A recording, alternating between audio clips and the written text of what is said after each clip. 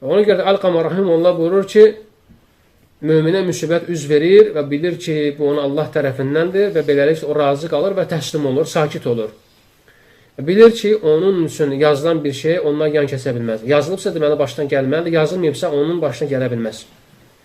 Necə ki, məşhur bir hədisdə Peyğəmbər sallallahu əleyhi və səlləm İbn Abbasa nəsihətində nə deyir?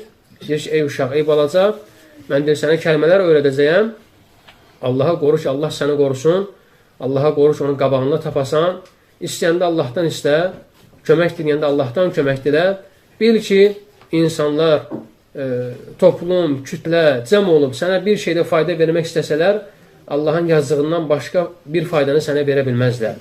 Və bil ki, insanlar bir ara yığılıb sənə bir zərər vermək istəsələr, bil ki, Allahın yazdığından başqa bir zərəri sənə verə bilməzlər. Və sonra isə Peyğəmbər sallallahu əleyhi və səlləm buyurur ki, qələmlər qaldırıldı, səhifələr isə büküldü. Deməli, mümin bilir ki, hər bir şey onun qədərindən, heç bir şey qədərdən xaric deyil. Başqa bir hədisdə Peyğəmbər sallallahu əleyhi və səlləm buyurur ki, mən də mömin işlə təəccüb edirəm, onun bütün işləri xeyirlidir və bu ancaq mümində olur.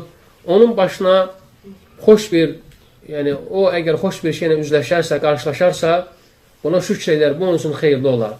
Və ona bir müsibət üz verərsə, səbr edər, bu onun üçün xeyirli olar.